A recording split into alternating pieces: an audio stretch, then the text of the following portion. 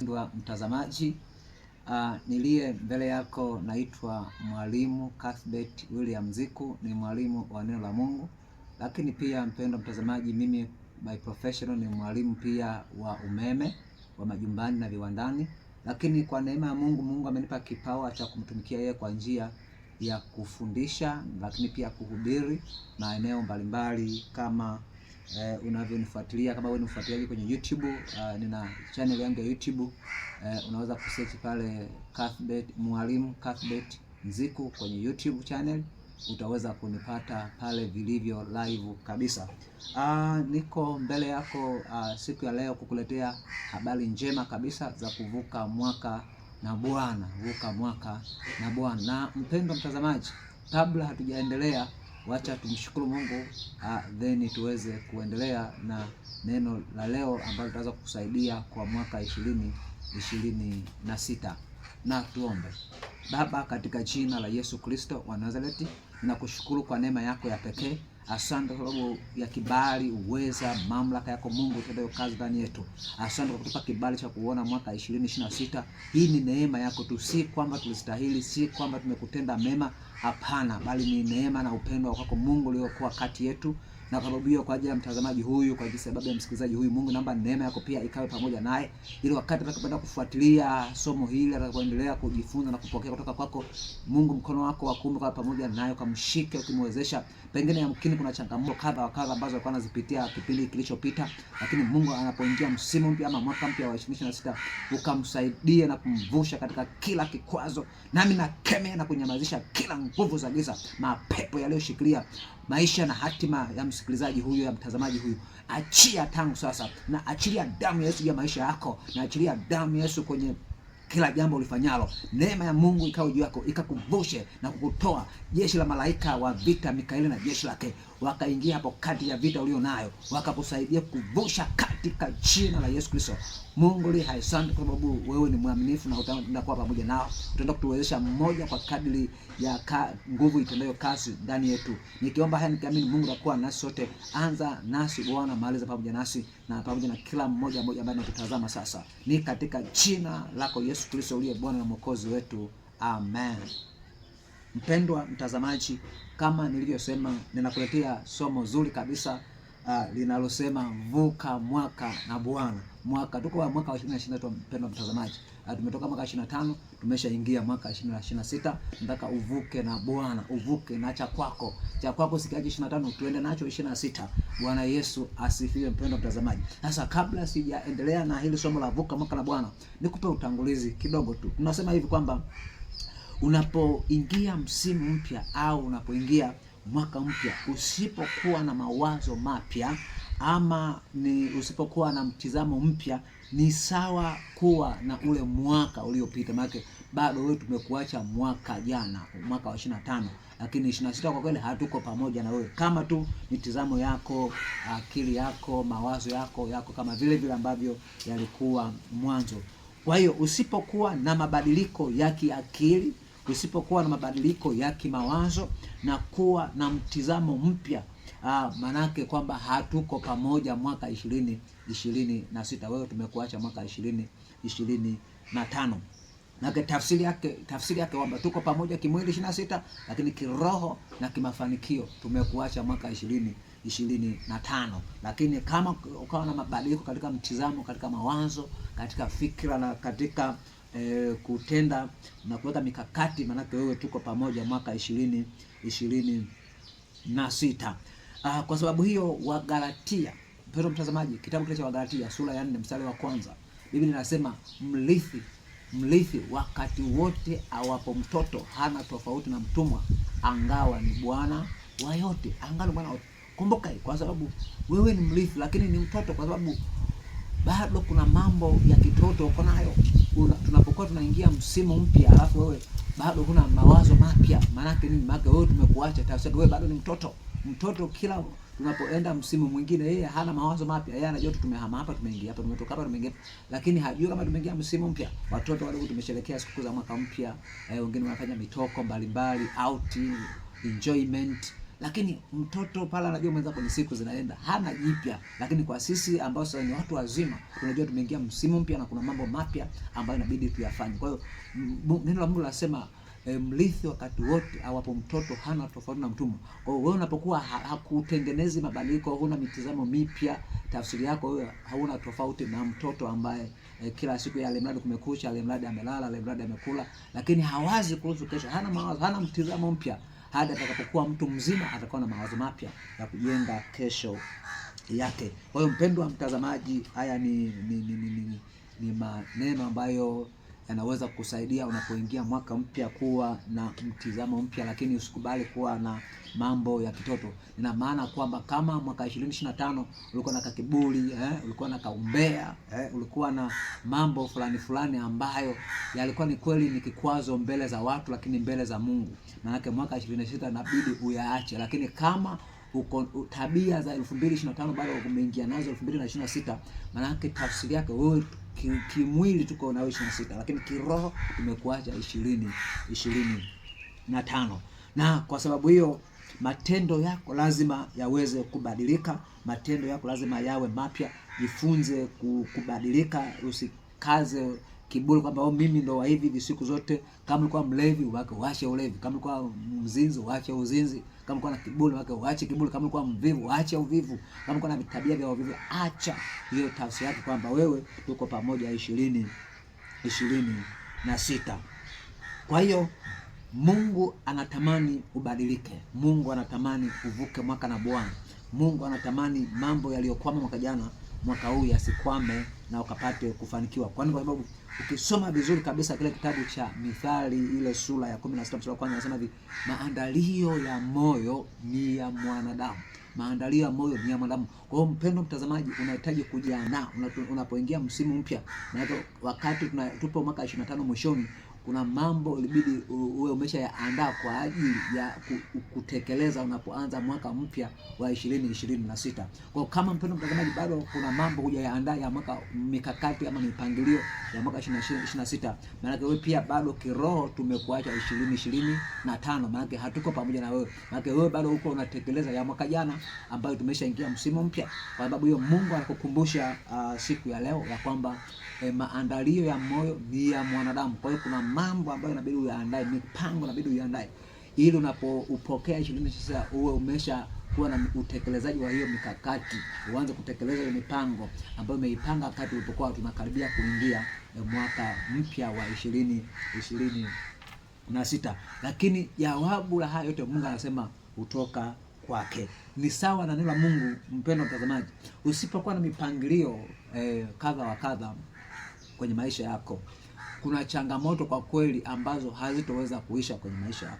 Kwa nini haziishi? Kwa sababu hauna desturi ya kujiwekea mipango, hauna desturi ya kufanya maandalizi ya kimabadiliko ya kimitazamo, fikra, mawazo ili kukabiliana na kesho yako.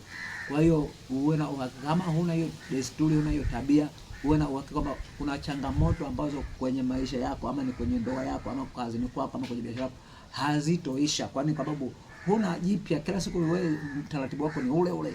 Ndio maana Mungu siku ya leo anatamani kukukumbusha kabisa vizuri kwamba jifunze kuwa na mipangilio, jifunze kuweka mikakati, jifunze kuweka mambo vizuri kila unapoingia msimu mpya, mwanzo wa wiki, mwanzo wa mwezi, mwanzo wa mwaka, jifunze kuweka mambo yakae sawa. Sambamba na ile ndio maana ukisoma kile kitabu cha Nahumu 1:9, kitabu cha Nahumu sura ya kwanza na mstari wa 9, Biblia inatuambia mnawaza nini juu ya Bwana? Mnawaza nini juu ya Bwana? Nahumu 1:9, mnawaza nini juu ya Bwana? Maana yeye atayakomesha mateso yote, hayatoinuka kwa mara ya pili. Kwa hiyo kuna mateso yapo kwenye maisha yetu. Kuna vikwazo, kuna vigingi, kuna kukwamishwa kwenye maisha, kurudishwa nyuma. Ni changamoto ambazo tunazipitia kwenye maisha yetu. Lakini Nahumu anatuambia tunawaza nini juu ya Bwana? Kwa nini anasema yeye atakomesha hayo mateso, hayatoinuka kwa mara ya pili? Maana kuna vikwazo ambavyo vipo kwenye safari ya maisha yetu, ambavyo kwa kweli tukimtegemea Mungu, maana lazima hivyo vikwazo vitaondoka, havitoinuka tena. Hasa mpendwa mtazamaji, unapitia vikwazo gani? Unapitia vikwazo gani? Lakini unapitia changamoto gani ambazo kwa kweli imefika wakati ni kama umekata tamaa, lakini Mungu leo yuko pamoja nawe, anakutia moyo, anakuita tena kwamba yeye yupo, kwamba unawaza nini kwa ajili yake, kwa sababu yeye ana uwezo wa kuziondoa hizo changamoto zote unazozipitia. Hazitoinuka, iwe changamoto ya mke wako, iwe changamoto ya mume wako, iwe changamoto ya watoto katika elimu, iwe changamoto ya kiuchumi, iwe changamoto ya biashara unayofanya, ama kilimo, ama ufugaji. Roho Mtakatifu yuko hapa kwa ajili ya kukukumbusha kwamba unawaza nini, kwa sababu yeye ana uwezo wa kukomesha kila tatizo, kila changamoto iliyojiinua kwenye safari ya maisha yako. Mpendwa mtazamaji, endelea kunifuatilia, na tuna vitu vizuri kabisa ambavyo naamini vitaweza kukuvusha mahali fulani, ama kukusaidia kuondokana na baadhi ya changamoto ambazo pengine unazipitia na zimekuwa pengine sugu, ama zimekuwa zikikusumbua kwa muda mrefu. Pengine leo Mungu kuna package ama kuna sehemu yako ambayo utaweza kuipokea. Kwa hiyo mpendwa mtazamaji, jifunze sana kwa habari ya kujifunza sana neno la Mungu, kama andiko linatuagiza kwamba neno la Mungu nalikae kwa wingi ndani yako, ambalo ndilo litakuwa mwokozi, mkombozi, taa na ndio ukombozi wa maisha ya kwako. Neno la Mungu linasisitiza sana kwa habari ya kuweka mikakati kwenye kile kitabu cha Luka, Injili ya Luka sura ya 14 na mstari ule wa 28. Kitabu cha Luka sura ya 14 na mstari ule wa 28. Neno la Mungu linatusisitiza, linasema, je, ni nani katika ninyi akitaka kujenga mnara asiketi kwanza chini akahesabu gharama ya kwamba je anavyo vya kuumalizia?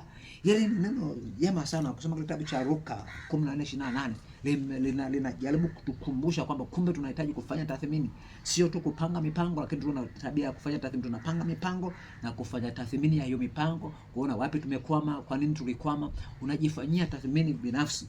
Wazungu wanasema self evaluation. Jifanyie tathmini binafsi kuona kwamba katika ile mikakati ambayo ulipanga, iwe ni kwenye taasisi, iwe ni kwenye ndoa yako, iwe ni kwenye familia yenu, iwe ni kwenye biashara unayofanya, jifunze kuweka mikakati na kufanya tathmini. Kila mnapoanza mwaka wekeni mikakati, mnapomaliza mwaka fanyeni tathmini. Lakini kuna ile tathmini zinazofanyika kila baada ya miezi kadhaa, ama kila baada ya wiki kadhaa, ili kupima ufanisi wa hicho ambacho mkipanga, kuona mafanikio yake kama ni madogo au ni makubwa, ama mmeshindwa ama mmefanikiwa, na kama mmeshindwa nini mfanye, na kama mmefaulu nini mfanye. Bwana Yesu asifiwe. Bila vyema mpenzi mtazamaji, na unanipata vyema kabisa, na najua Mungu atakusaidia kupitia somo hili. Pengine kuna namna Mungu anaweza kukuvusha. Lakini katika kuweka mikakati na kufanya tathmini katika utekelezaji wa hayo malengo ama mikakati, mwambie Mungu akupe watu sahihi. Mungu akupe watu sahihi, kwa sababu unaweza kukutana na watu ambao wakaua hayo malengo yako, hayo maono yako, akayaua, akayafuta kabisa. Mungu akupe watu sahihi ambao watakusaidia kuyatimiza ama kuyafikia hayo maono ulio nayo. Sio kila mtu ni sahihi, na sio kila mtu akumshirikisha maono. Wako watu sahihi. Kwa hiyo ili upate watu sahihi, lama umuombe Mungu akukutanishe ama akupe watu sahihi ambao wataweza kukusaidia na kuvusha kwenye hiyo mikakati ulio nayo, kuweza kuifanikisha na kufikia ndoto zako.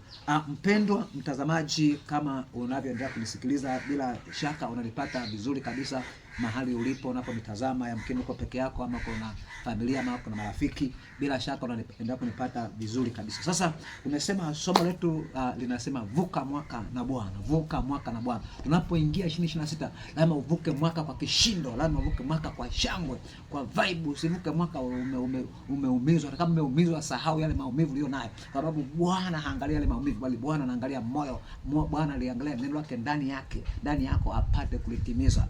Kwa sababu hiyo vuka mwaka na Bwana, mpendwa mtazamaji. Kwa sababu hiyo tutajifunza somo hapa kwenye kitabu kile cha Kutoka sura 33. Tumwone Musa hapa. Musa alikuwa ni kiongozi katika ile safari ya wana wa Israeli, na alipokuwa kiongoza lile kundi la wana wa Israeli, kuna mambo mengi ambayo alikuwa anayapitia, na kwa sababu hiyo ilifika wakati, kwa sababu ya wana wa Israeli walikuwa na shingo ngumu, walikuwa na shingo ngumu, Kwa sababu hiyo Mungu akamwambia Musa, akasema, Musa, kwa kweli kwa sababu ya watu wako wana shingo ngumu, kwa kweli nyinyi nendeni kwenye nchi ambayo nimewaambia, niliwaapia baba zenu, nchi yenye asali, maziwa na nini, mambo fresh. Lakini kwa kweli mimi Mungu sitoenda pamoja nanyi, sitakuwa kati yenu. Na Mungu alikataa kwenda na wana wa Israeli pamoja na Musa kwa sababu wana wa Israeli walikuwa wana shingo ngumu. Kile kitabu cha Kutoka sura 33 mstari wa 10 tunasema, basi sasa nakuomba, ikiwa nimepata neema mbele zako, unioneshe njia zako, nipate kukujua, ili nipate neema mbele zako. Mungu ameshamkataa Musa kwamba siwezi kwenda kati yenu pamoja nanyi. Kwa hiyo Musa, nenda na watu wako, la mimi sipo kati yenu. Kwa hiyo Musa akarudi kwa Mungu akasema, Mungu, wewe ulinipa neema mbele zako, ulinipa neema ili niwe kiongozi na mbele ya watu wako. Sasa hawa watu ambao ulinipa kuongoza, kama wewe Mungu hawataenda pamoja nami, watajuaje kwamba mimi nimepata neema mbele zako? Kwa hiyo Musa anamuomba Mungu neema, anasema, ikiwa nimepata neema mbele zako, unioneshe njia zako, nipate kujua, nipate kukujua. Kwa lugha nyepesi Musa alikuwa anamwambia sasa Mungu, kama wewe huendi, basi unioneshe njia, nipate kukujua kwamba okay, sawa, nitaenda nao, lakini nikishaenda nao nini kifanyike? Nikishafika huko nini nifanye? Maana alikuwa anahitaji kupewa mkakati wa safari hiyo ya wana wa Israeli ambao amepewa kuwaongoza.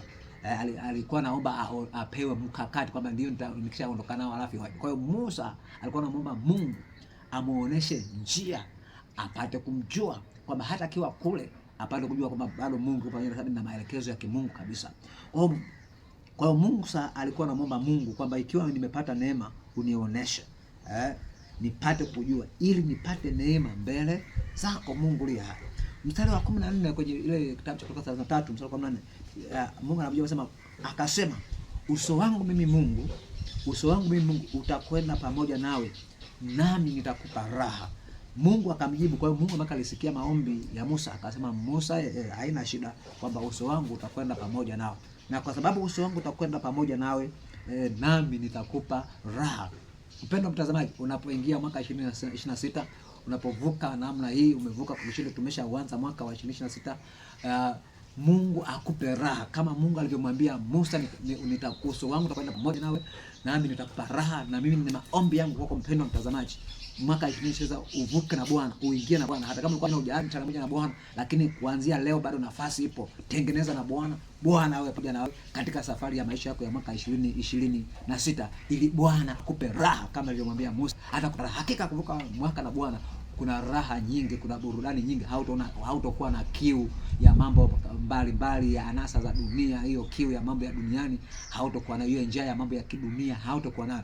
Utakuwa ndani yako umejawa na rehema, umejawa na uwezo wa Bwana, umejawa na nguvu nyingi zenye uwezo wa Bwana ndani yako. Kwa hiyo mambo yatakuwa ni mazuri kabisa utakapokuwa umekaa na Bwana namna hii, na Mungu kama alivyosema atakupa raha, maana yake atakufanikisha. Utakuwa na furaha wakati wote. Iwe ni kwenye ndoa yako, vuka mwaka na Bwana ili akupe raha. Ikiwa ni kwenye familia yako, vuka mwaka na Bwana ili akupe raha. Ikiwa ni kwenye kazi yako kulikuwa na mawazo mengi, vuka mwaka na Bwana ili Bwana akupe raha. Kwenye kila jambo, kwenye kila hatua ambayo unaipitia, vuka mwaka na Bwana kwenye kila hatua, kwenye kila jambo unalofanya. Mpendwa mtazamaji, ni raha kubwa sana kuwa na Bwana. Kama unavyojua Bwana wetu yeye anasema sijawahi kushindwa neno lolote, na kama mimi ni Bwana wote, ni Mungu wote wenye mwili, je, kuna neno gumu lolote nisiloliweza? Ukisoma kitabu cha Yeremia 32:27 imetamka wazi kabisa kwamba yeye ni Mungu wote wenye mwili na kwake hakuna neno gumu lolote. Kwa hiyo tunaposema vuka mwaka na Bwana, vuka mwaka na cha kwako, vuka mwaka na ndoa yako, vuka mwaka na familia yako, vuka mwaka na kazi yako, vuka mwaka na biashara yako na mifugo yako na kilimo chako, vuka mwaka na watoto wako. Bwana Yesu asifiwe. Mpendwa mtazamaji, najua unanipata vizuri kabisa. Nami ni matamanio kuona kwamba unavuka mwaka kwa shangwe, unavuka mwaka kwa furaha, na kwa kadri tunavyoendelea mwezi wa kwanza, unapoenda mwezi wa pili, unapoenda mwezi wa tatu, unapoenda ule mwaka utakapokuwa umemaliza, unamaliza na Bwana, unakuwa na shangwe na furaha imejaa ndani yako. Usiwe mnyonge, usiwe na mawazo mabaya. Wewe unajua mimi mwaka huu sijui kama nitavuna, au kama ni mwanafunzi unaanza kujiwazia mawazo au si kama nitafaulu, mbona kwetu mimi sijui niache shule. Unaona sasa mawazo mabaya kujikatia tamaa tu ya kurudi nyuma, ya kufanya mambo ya ovyo. Acha ujinga.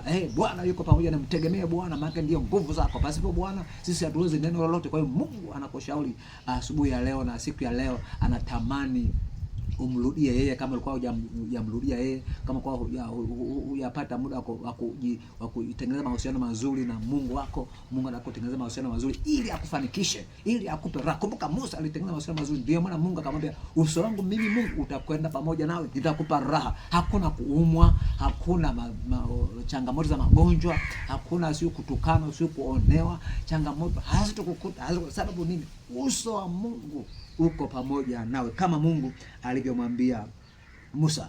Na Musa akamwambia kwa msisitizo kabisa kwamba Mungu, kwa kweli uso wako usipoenda pamoja nasi, kwa kweli Mungu usitutoe kutoka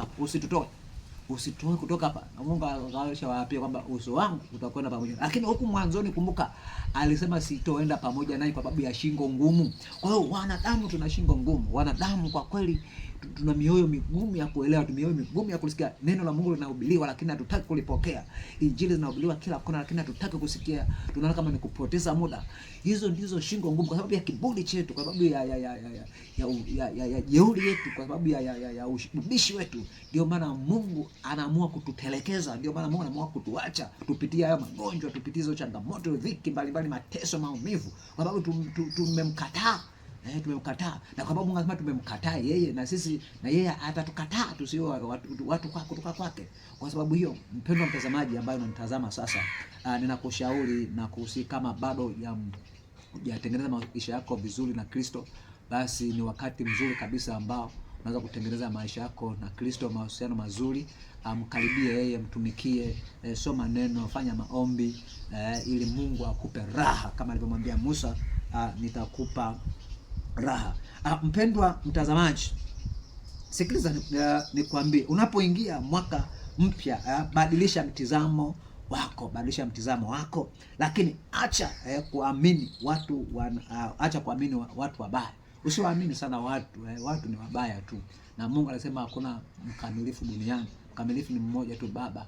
Mkamilifu ni mmoja tu, Mungu aliye hai. Hadi Yesu mwenyewe, mpendwa mtazamaji, alikataa ukamilifu.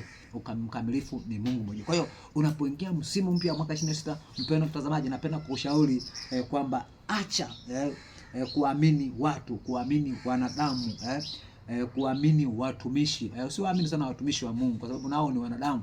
Kwa hiyo kuna namna wanaweza kukudanganya, kuna namna wanaweza kuharibu. Usiwaamini sana watumishi wa Mungu. Ile unajua mtumishi wa Mungu, no, ni mwanadamu, pamoja ni mtumishi lakini ni mwanadamu. Kwa hiyo kuna wakati anaweza kupata shida na akakupa maelekezo ambayo ni kinyume na mapenzi ya Mungu. Kwa hiyo muamini Mungu peke yake, mpendwa mtazamaji. Usiwaamini wanadamu. Kwa sababu nini? Wanadamu watakuliza. Nasema maana kwa maana kwamba wale wote ambao kwa kweli wanatumiwa na shetani wanaweza kuwa sehemu ya maisha yako. Kwa sababu unaweza ni mtumishi lakini anatumiwa na shetani. Siku hizi tuna manabii wengi, tuna watumishi wengi ambao kwa kweli ndani yao wamebeba roho ya adui shetani. Hawajabeba roho wa Mungu, wamebeba roho ya shetani. Hawajabeba roho wa Mungu kabisa. Kwa unaweza kufikiri ni watumishi wa Mungu, na wakija kwako wanaona, ukimwangalia kwa jinsi kibinadamu ni mtumishi wa Mungu, lakini Mungu lazima mtawatambua kwa matunda yao. Sasa mpendwa mtazamaji, una uwezo wa kuyapima matunda yao? Kama hauna uwezo wa kuyapima matunda yao, utalizwa, utaingizwa cha kike. Kuna mambo mengi, utapotezewa muda. Utakapokuja kugundua kama umepotezewa muda, kumeshuka kumesha kucha, hakuna muda tena, ambapo sasa kichobaki ni kifo. Mpendwa mtazamaji, mimi ni ushauri wangu, kwa maana kwamba tunapoingia msimu mpya, usimwamini Mungu wako aliyeko moyoni mwako na neno lake. Nenda kanisani, usiwaamini watumishi, bali muamini Mungu. Kwa unapoenda kanisani, nenda kwa sababu unaenda kumwabudu Mungu, sio unaenda kuabudu mtu ama mwanadamu ama mchungaji ama mtumishi. Nenda kanisani kwa sababu tunaenda kumwabudu Mungu. Nenda kwenye fellowship kwa sababu tunaenda kumwabudu Mungu. Nenda mahali popote kwa sababu unaenda kumwabudu Mungu. Na kwa sababu unaenda kumwabudu Mungu, basi muamini Mungu kwamba ana uwezo wa kukutatulia na kukusaidia katika changamoto na katika safari yako ulio nayo katika maisha ya kwako. Mpendwa mtazamaji, mimi naendelea kukushukuru kwa sababu unaenda kunitazama, na jua unapokea sehemu ya kwako ambayo hata kama sio yote ya kwako, lakini pengine kuna sehemu yako, hata kama sio ya kwako, pengine kesho itakusaidia mahali utakapokutana na changamoto fulani fulani. Mpendwa mtazamaji, yamkini hujanielewa nini ninachomaanisha kwenye hili eneo la kutokuamini watu. Sikiliza nikwambie, nikusomea kile kitabu cha Nyakati wa Pili, Nyakati wa Pili. Neno linasema vizuri kabisa pale kwamba ile Nyakati wa Pili sura ya 18, kitabu kile cha Nyakati wa Pili sura ya 18 na ule mstari wa 20 na wa 21. Tuanze wa 20. Mpendwa mtazamaji, angalia kitu hapa. Sitakuwa na muda wa kusoma, lakini ukipata muda mzuri, mpendwa mtazamaji, nenda kasome ile sura yote. Kuna vitu utajifunza pale na mambo utapata kuelewa zaidi. Lakini nataka kusoma mstari wa 20, unasema akatoka pepo akasimama mbele za Bwana. Akatoka pepo, jini li shetani, akasimama mbele za Bwana. Lipepo linapata ujasiri wa kusimama mbele za Bwana. Okay, likasemaje? Akasema mimi nitamdanganya Bwana, mimi nitamdanganya. Bwana akamwambia utamdanganya kwa jinsi gani? Sikiliza, pepo, shetani amesimama mbele za Bwana, anasema mimi nitamdanganya nani? Manabii, watumishi, utawadanganya. Okay, Mungu anamwambia utawadanganya kwa jinsi gani? Okay, mstari wa 21 anasema hivi, akasema pepo, kumbuka naongea, pepo akasema nitaondoka na kuwa pepo wa uongo vinywani mwa manabii wake wote. Nitaondoka na kuwa pepo wa uongo vinywani mwa manabii wake wote. Bwana Yesu asifiwe. Mpendwa mtazamaji, nataka nikwambie kabisa kwamba kumbe saa zingine pepo ana ujasiri kusimama mbele za Bwana na anasema huyu niachie Mungu hawa niachie mimi, hawa niachie mimi. Wewe fikiri huyo pepo anasema Mungu usipate shida, mimi nitaenda kwa wao watumishi wako, nitawadanganya kwa manabii, nitawadanganya. Mungu anasema okay, utawadanganya kwa jinsi gani? Shetani anasema nitaenda kuwa nabii wa uongo kupitia vinywa vya kwa manabii hao watumishi wako wote. Kwa ndio maana mpendwa mtazamaji, nasema usiwaamini watumishi, usiamini kanyaga mafuta mafuta ya upako, si chumvi ya upako, hivyo Yesu anasema ukiniamini mimi, ukiniamini mimi, hata ukikaa chumbani kwako kwa asili ukiomba lolote nami Mungu ukiwa chumbani kwako kwa asili nitakusikia. Wewe kazi yako ni moja tu, muamini Mungu, neno la Mungu likae moyoni. Kwenye changamoto unapitia, muombe Mungu atakapokuwa chumbani kwako. Okay, shiriki ibada kadhalika. Sasa usiwe mtu wa kuruka kanisa hili kwa manabii, kwa mitume, kwa manani huko milimani huko, leo kwa Arusha, kesho kwa Mwanza, kesho kwa Dodoma. Wewe kazi yako ni kuruka kwa manabii na mitume. Mpendwa mtazamaji, unapoteza muda, unalizwa. Shida sio miujiza. Hata shetani anaweza kutenda miujiza mizuri itakayoweza kukuponya. Ana miujiza mizuri ambayo ndani yake bibao uponye. Kumbuka neno hili. Shetani anaponya na Mungu anaponya, lakini uponyaji wa Mungu ni wa kudumu na una amani ndani yake. Lakini uponyaji wa shetani ni uponyaji wa muda mfupi, lakini ndani yake una majuto ama una mahangaiko ndani yake. Maana utakuwa hauna raha, hauna amani. Bwana anasema nitakupa raha. Kwa hiyo uponyaji wa shetani hauna raha ndani. Utaponywa ndio, lakini utakuwa ndani yako hauna raha. Kuna mambo ambayo unapitia ambayo yataenda bado kukutesa tu kwa namna mbalimbali. Kwa hiyo mpendwa mtazamaji, niko hapa siku ya leo kushare neno la Mungu, tujifunze pamoja kwamba tunapoelekea kupambana na mapambano ya mwaka 2026, basi usitegemee sana watumishi. Muamini Mungu aliye ndani ya moyo wako, kwamba ana uwezo wa kupindua na kufanya mabadiliko makubwa na ukafanikiwa. Kazi yako moja tu ni kutulia wewe na Mungu peke yako, na Mungu peke yako, na Mungu moyo wako, na Mungu familia yako, na Mungu kazi yako, na Mungu biashara yako, na Mungu kilimo chako, na Mungu chochote unachokifanya na Mungu. Mpendwa mtazamaji, hapo utapata kufanikiwa na kuona nguvu za Mungu na utamshuhudia Mungu. Na ndio maana akasema mtapokea nguvu mpya akisha kuajilia juu yenu Roho Mtakatifu, nanyi mtakuwa mashahidi. Sasa nguvu za Roho Mtakatifu zitakujilia wakati gani? Zitakujilia pale ambapo utakuwa umeamua kwa dhati kabisa kwamba kwa kweli kuanzia leo nimeamua kumtegemea Mungu na ninatengeneza mahusiano mazuri na Mungu, ili ya kwamba mambo yaweze kwenda vizuri kabisa. Mpendwa mtazamaji, Kama tulivyoona kwamba kwenye kitabu hicho cha Nyakati wa Pili sura 18 mstari wa 21, kwamba tulivyoona kwamba shetani anasema ana uwezo wa kutudanganya sisi watumishi wa Bwana. Shetani ana uwezo wa kuingia kwenye vinywa vya watu na kuongea maneno mazuri, na sisi tukiaminishwa kabisa kwamba ni mtumishi wa Bwana, kumbe ni pepo anaongea ndani ya mtumishi wa Bwana. Kwa hiyo kuna manabii wangapi sasa tumewaamini na tukafikiri ni Mungu, na kumbe ni mapepo yanatudanganya. Na sikiliza mpendwa mtazamaji, siku hizi mashetani yanakuja kama malaika, kama wapendwa, kama watumishi wa Bwana, kumbe ni pepo anakuja kutuvuruga, kutuharibia destiny yetu, kutuletea miujiza, kuanza kuamini kwenye vitu ambavyo hata haviwezi kuaminika kwa jinsi. Sasa kwa sababu tumepofushwa fikra, kwa sababu tumekamatwa mawazo, tumekamatwa akili, tumekamatwa fahamu, hatufikiri wala hatufahamu kwamba ni shetani na anatuvurugia maisha yetu, na sababu hatuna neno la Mungu ndani yetu, basi tunaamini kumbe ni mapepo yako hapo kwa ajili ya kuvuruga hatima ya maisha yetu. Sasa sikiliza, tumalize kwa neno ile ambalo litakusaidia mpendwa mtazamaji, lakini pia tutaendelea wakati mwingine, tutaenda kujifunza zaidi. Neno la Bwana, habari njema ni kwamba kupitia kile kitabu cha Isaya 40:62 mstari wa 8, neno natambia Bwana ameapa kwa mkono wake wa kuume na kwa mkono wake wa nguvu zake, hakika sitawapa adui zako nafaka yako tena kuwa chakula chao, wala wageni hawatakunywa divai yako ulioifanyia kazi. Kwa hiyo kuna mapepo ambayo yenyewe kazi yako ni kula utajiri wako, ni kutafuna mafanikio yako, kazi ambayo umeifanya wewe, lakini wao wenyewe yanakula. Lakini habari njema ni kwamba Mungu anasema, anatukumbusha kwamba hatowapa adui zako nafaka yako, hatowapa. Ameapa kwa mkono wake wa kuume na kwa mkono wa nguvu zake kwamba hatowapa. Ulichokifanyia kazi utakia mwenyewe.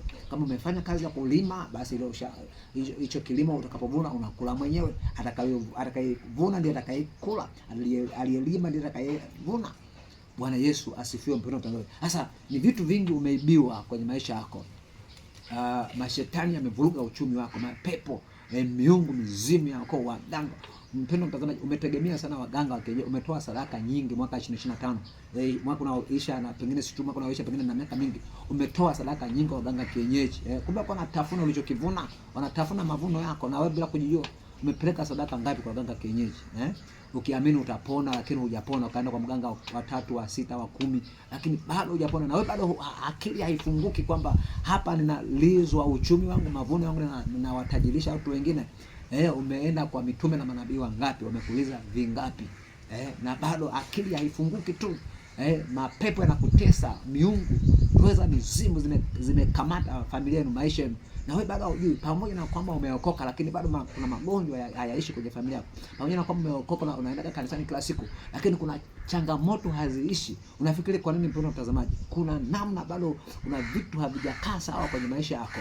Kuna namna bado umjue Kristo. Ndio maana Mungu anasema watu wangu wanaangamia kwa kukosa maarifa. Sio kwa sababu wanaangamia kwa kutokuomba, sio kwa sababu wanaangamia kwa kutokusali, wanaangamia kwa kukosa maarifa. Na kwa sababu wao wamekataa maarifa, na mimi Mungu nimewakataa wao. Kwa sababu hiyo mpendwa mtazamaji, ili ufanikiwe kwenye maisha, neno la Bwana ndiyo zana pekee ambayo itakusaidia.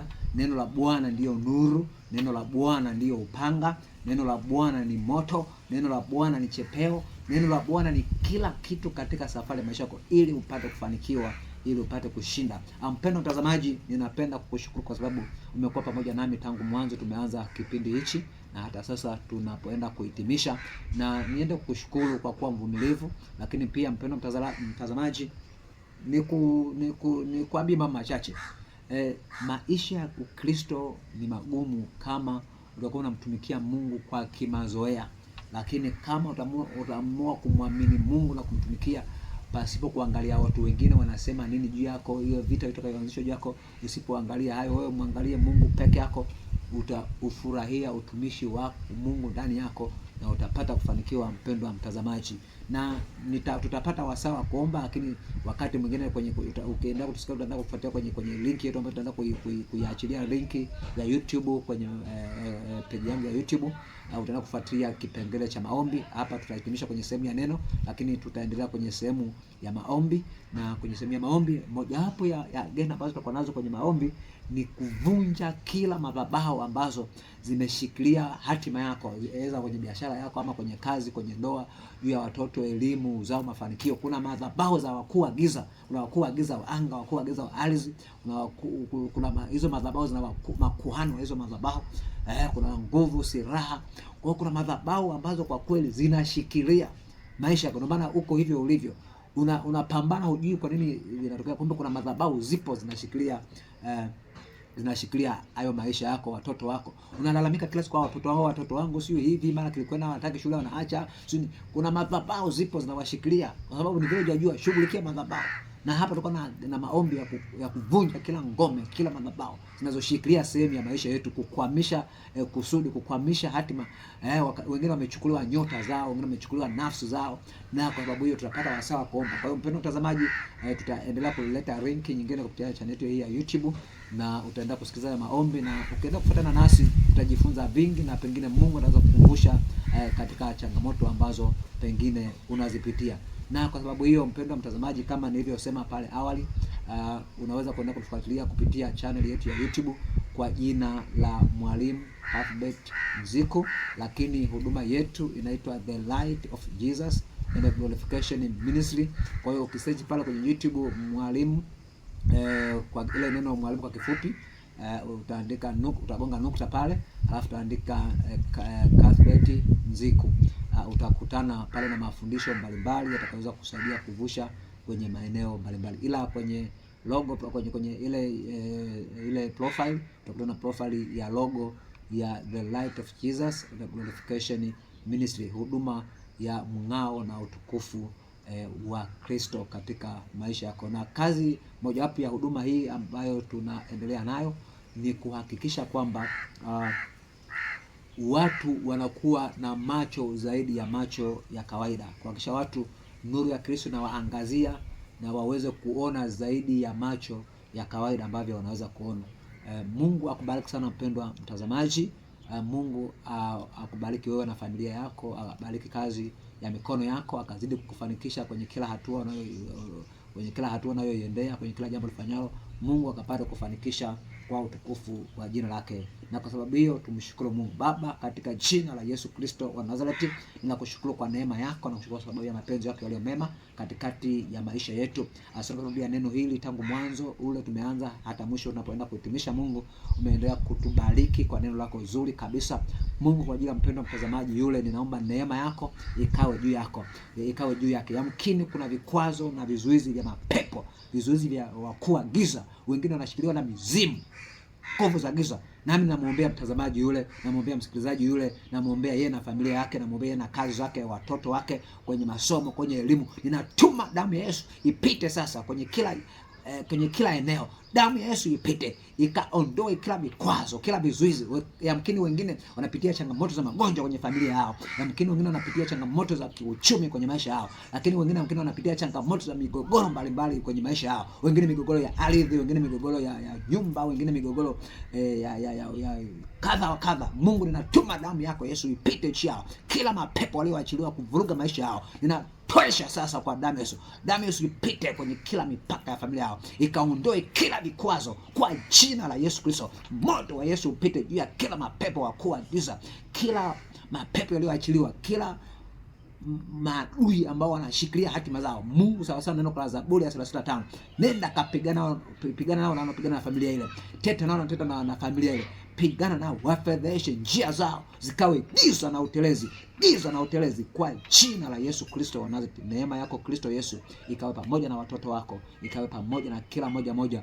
Nami kwa sababu hiyo, kama neno la Mathayo 16:19 na ulisema ulitupa amri ya kufunga na kufungua, na lolote utakalofunga duniani na mbinguni na kulifungua duniani na mbinguni pia. Kwa sababu hiyo ninafunga kila kazi za giza na silaha zao na mipango yao juu ya familia hii, juu ya mtumishi huyu, juu ya kila mtazamaji ambaye anatazama sasa. Ninafunga kila kazi za giza juu yake zinazotenda kazi, na ninafungua mlango wa uzima, mlango wa baraka, mlango wa kufanikiwa katika jina la Yesu. Ninafunga mlango wa maskini, nafunga mlango wa roho mbaya, nafunga mlango wa uzito, nafunga kila mlango wa tabia mbaya katika jina la Yesu. Roho za maskini, roho za uchumi mbovu ninazifunga kwa jina la Yesu. Bali Bwana, mlango wa mafanikio ukawe juu ya maisha yao tangu sasa, ni katika jina la Yesu Kristo.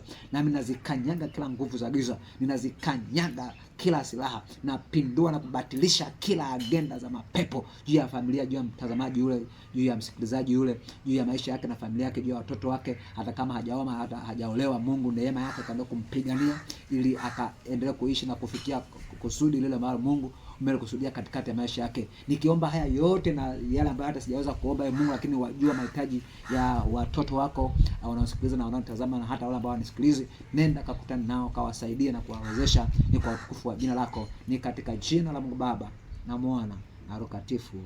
Amen.